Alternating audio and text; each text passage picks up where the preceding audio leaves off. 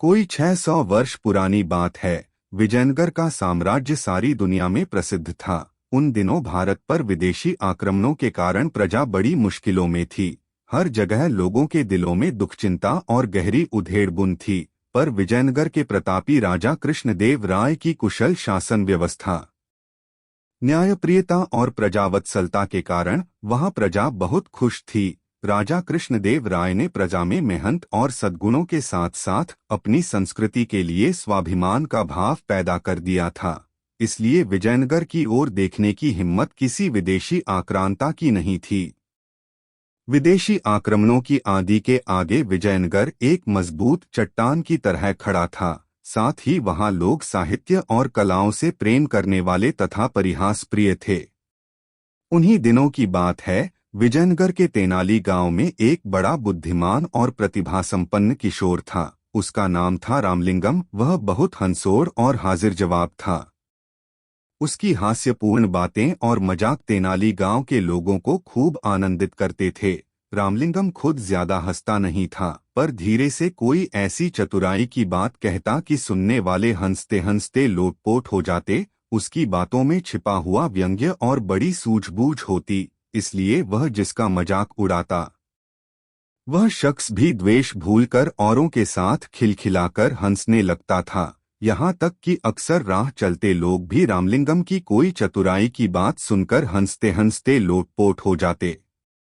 अब तो गांव के लोग कहने लगे थे, बड़ा अद्भुत है यह बालक। हमें तो लगता है कि यह रोते हुए लोगों को भी हंसा सकता है। रामलिंगम कहता, पता नहीं रोते हुए लोगों को हंसा सकता हूँ कि नहीं, पर सोते हुए लोगों को जरूर सकता हूँ। सुनकर आसपास खड़े लोग ठठाकर हंसने लगे।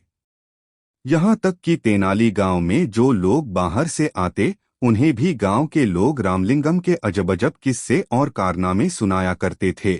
सुनकर वे भी खिलखिलाकर हंसने लगते थे और कहते, तब तो यह रामलिंगम सचमुच अद्भुत है। हमें तो लगता है कि यह पत्थरों को भी हंसा सकता है।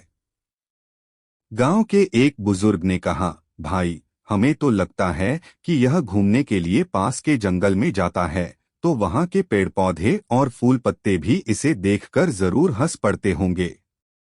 एक बार की बात है, रामलिंगम जंगल में घूमता हुआ माँ दुर्गा के एक प्राचीन मंदिर में गया। उस मंदिर की मान्यता थी और दूर दूर से लोग वहां माँ दुर्गा का दर्शन करने आया करते थे।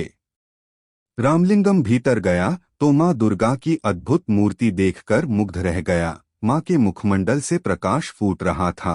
रामलिंगम की मानो समाधि लग गई। फिर उसने दुर्गा माता को प्रणाम किया और चलने लगा।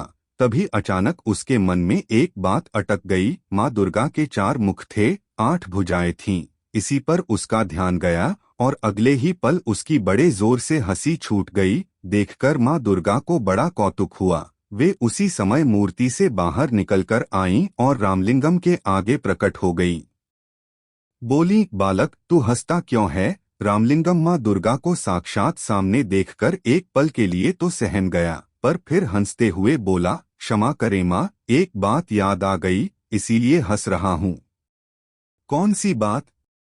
बता तो भला, माँ दुर्गा ने पूछा। इस पर रामलिंगम ने हंसते हंसते जवाब दिया, माँ, मेरी तो सिर्फ एक ही नाक है, पर जब जुकाम हो जाता है तो मुझे बड़ी मुसीबत आती है। आपके तो 4-4 मुख हैं और भुजाएं भी 8 हैं, तो जब जुकाम हो जाता होगा तो आपको और भी ज्यादा मुसीबत। रामलिंगम की बात पूरी होने से पहले ही माँ दुर्गा खिलखिलाकर हंस पड़ी। बोली, हट पगले, तू माँ से भी मजाक करता है।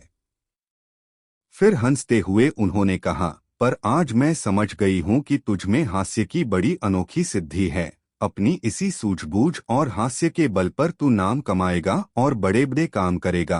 पर एक बात याद रख, अपनी इस हास्यवृत्ति का किसी को दुख देने के लिए प्रयोग मत करना। सबको हंसाना और दूसरों की भलाई के काम करना। जा, तू राजा कृष्णदेव राय के दरबार में जा, वही तेरी प्रतिभा का पूरा सम्मान करेंगे। उस दिन रामलिंगम दुर्गा माँ के प्राचीन मंदिर से लौटा तो उसका मन बड़ा हल्का फुल्का था। लौटकर उसने माँ को यह अनोखा प्रसंग बताया। सुनकर माँ चकित रह गईं। और फिर होते होते पूरे तेनाली गांव में यह बात फैल गई कि रामलिंगम को दुर्गा माँ ने बड़ा अद्भुत वरदान दिया है। यह बड़ा नाम कमाएगा और बड़े बड़े काम करेगा। उसके साथ ही साथ तेनाली गांव का नाम भी ऊंचा होगा।